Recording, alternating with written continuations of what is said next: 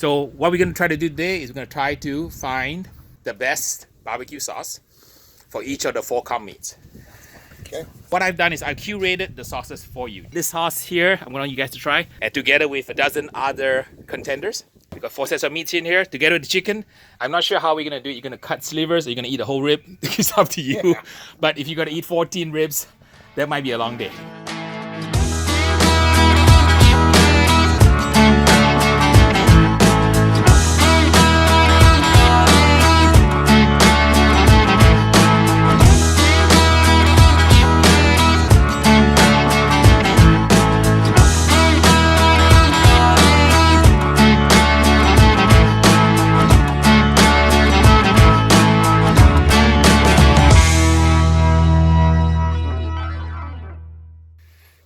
All right, so we have 4 master judges and we have now 14 sauces, right? So they are numbered very simply from 100 all the way to 114. In terms of how we want to do this, we can bring the meat out. You can bring the meat out and sit it on the table, and then you can pick your way through the meat while we work on the chicken glazing. Don't want to put any meat in the sauce. No, we don't want to put any meat yet. Cross-contamination. We'll put a little dipping fork to lift the sauce and put it on your meat. Traditionally, I think the normal judging is done on these saltine crack, but we felt a more realistic test would be to actually judge it on meat itself. So we've got 4 meats here, and the first one is the chicken. Comp sauces, right, they will vouch for me, right? Typically, there's no debris in it. You have to use a tweezer and pick every single doodad off.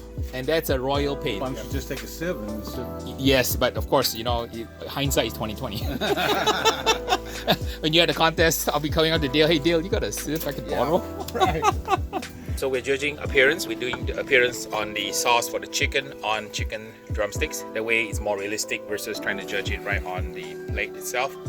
Please forgive the blotchiness, because obviously in a contest, it would not be blotchy. We would, you know, touch it up. But this gives you an idea of actually the color and the sheen on top of meat, right? So you can see they all have different amounts of viscosity, different amounts of what I call goopiness, and then the color, some are dark and some are light, some are almost non-existent. We're marking the scores, taking a lot of care. All right, done.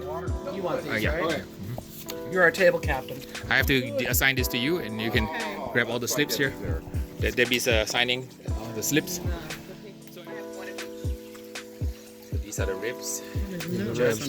So the judges decided to cut small pieces out. That way you don't have to eat the whole rib, right? Because I think it's a little bit much. Yeah, look at this is all off one rib still. Yeah, so okay. It's hard to eat 14 ribs, right? That's one there snap. was a time, Yeah. and I'm sure these guys could do it. When we were young, maybe. So Dale's technique is to apply the sauce, right? And then you got some kind of counter system, right? I do. You need a Sharpie to mark which is first, which is second. That's number 1. Yeah, it's always been a 3-hour argument from a pitmaster standpoint whether you sauce your brisket. I cooked the Texas contest with 75 teams. We finished reserve. I actually sauced my brisket, so that's almost blasphemy. Really? But I had to decide, when you cook in Texas, go big or go home. If I cook the Texas style post oak brisket with salt and pepper, well, the other 75 teams are doing the same thing. So I decided to cook California style brisket. Why not try? I got nothing to lose, right? Because if I make it like them, I'm just gonna be, like them. Right, It's not sometimes right. to win, you know? Yeah, it's not what I call the purple cow, right? So if a farmer paints a cow on the pasture purple with animal safe paint, of course, you will notice a purple cow right away. So the key to competition barbecue is actually to create a purple cow, extraordinary, ordinary barbecue, and that's the secret to winning a contest. That it tastes just like barbecue, but it's just special. I feel for you guys, man. Gotta eat like 14 sauces times 4 meats. I couldn't do it. Yeah, so one of the things I'm noticing is that we have many different kinds of colors and textures. Some of them are very, very thick, like this one here. You know, not only do you have to have the right sauce, but I think that you have to be able to tune the sauce from the viscosity standpoint so that it's perfect for a contest. So it's not just so simple as just buying a bottle of sauce, right? That you think is good and just slosh it on and hope to win. You have to make sure that the viscosity and the application and the setting of the sauce is just as important. But some of them definitely, I noticed, right, are like kind of too goopy. Like this one is too goopy, right? Very goopy. So it would not actually work in a contest. So I just need to tell the viewers that they're watching this, just the sauce alone is not the final say as to whether you will take a walk or not. Like, The sauce also changes with the heat. With the heat, exactly, As right? you put it on the meat Yes. and it gets hot, the sauce will change. Right. So some teams like to sauce cold, some teams like to sauce hot, right? So some teams heat the sauce up, some teams don't. These are actually the winning details that you need to be aware of, because it's not just the sauce that wins you the contest, it's the application, the viscosity, and the setting of the sauce that also matters. Of course, then the rub, you got to deal with the injection, you got to deal with the smoke, you got to deal with the kind of pit you have, you got to deal with the temperature ranges. So barbecue is not easy, because there's at least a dozen different variables, and it's like a jigsaw puzzle that you need to assemble in order to hit that perfect bite, so that when a judge or a master judge puts it in their mouth, it's just that absolutely fantastic tenderness, flavor. It's almost like an explosion, like a symphony, like an orchestra in your mouth, right? Ask you a question. Sure. So when sauce is what we call gloppy like that, Yeah, do you think it automatically has high fructose corn syrup in it?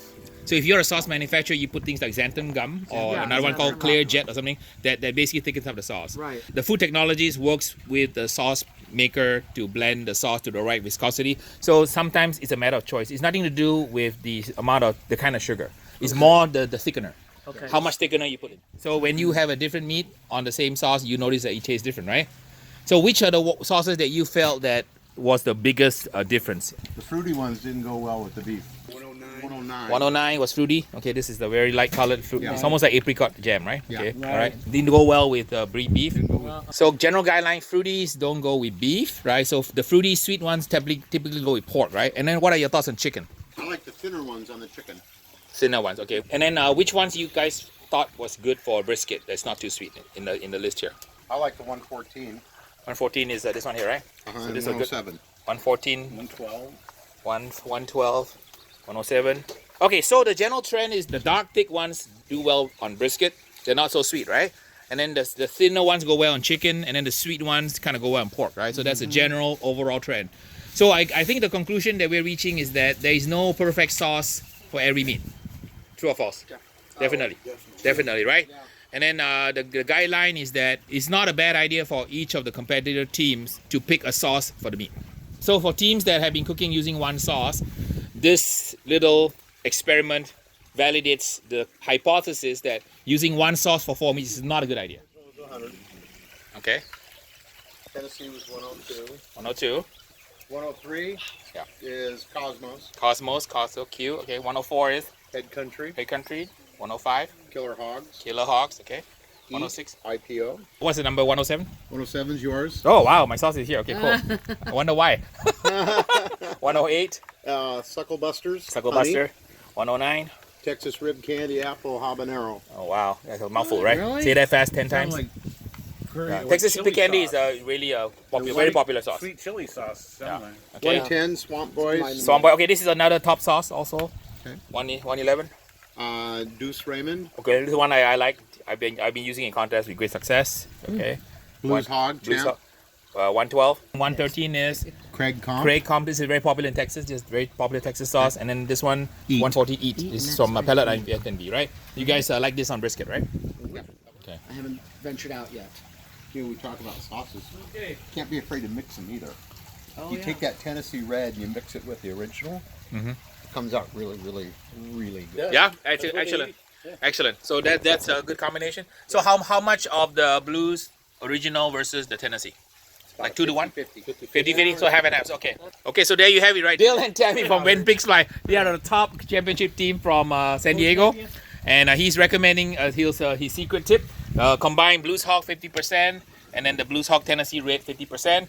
And you have a winning sauce. I tasted it. It's excellent. So maybe, Dale, I'll try that next contest, right? Can I do that? You can do that. Can compete against you? You can do that. So overall, my test showed there is no one sauce that can win all 4 meat categories. In the test we did, we looked at 15 different sauces which I curated from around the country, which I felt would do well in competition based on my own intel. We went through 15 sauces, tasted them on the chicken, pork, as well as brisket. So I'm gonna go through the scores for all 3 different meats and starting with chicken. So the chicken scores, it looks like the scores range from about 114 points all the way down to 84 points. The top 3 were actually the Kosmos Comp Sauce, Head Country Hot, and Blues Hog Championship sauce. This is no surprise that these are the top sauces, including Duce Raymond and Swamp Boys from Bagby. I was surprised that my sauce ended up on the top 10 because my sauce is really not optimized for chicken, because I find that chicken works better in the scoring judging tent when it has a little bit of a tang. So again, if you want to have a good chicken sauce for your competition entry, any of the top 10 would work. I recommend that if you really want to try to zoom it down, I would pick the ones that are high scoring. So the 113 to the 114. So we have Kosmos, Head Country, Blues Hog Championship sauce, and Duce Raymond and Swamp Boy. So for the ribs or pork entry, we are looking at from 88 all the way to 116. Surprisingly, the Kosmos comp sauce scored on top again. The way the scores work is, I think that the 110s to the 116 would be the range I would be focused on. So maybe the top 6 here. I think that for pork ribs itself, I like number 4, which is the Eat Next Big Thing. I think is really good. Killer Hogs is also pretty good on ribs. So those are my two that I might try in my next contest. So for the sauce judging on brisket, the scores range between 94 to 115 points. The top scoring ones were Eat Next Big Thing, Blues Hog, Slap Yo Daddy, Killer Hogs, Duce Raymond, Head Country Hot. I think between 105 and up would be where I would focus my attention. The Eat Next Big Thing by Rod Gray, Pellet Envy, scored the highest. The other sauces are also pretty well in the range of 104 to 109 points. My Slap Yo Daddy sauce scored 3rd, so that was a pleasant surprise. I would basically try any of these top ones here in a contest for the brisket entry, together with maybe some of the ones that went down to maybe about 8th place. This concludes another video by Harry, and I have plenty more videos in my head waiting to come out, so please tune back to my channel and watch for more episodes in the future. Remember, when Harry ups his game, he's gonna up your game, and I teach you how to master barbecue so you can spread barbecue love. Please like, subscribe, share, and come back next time.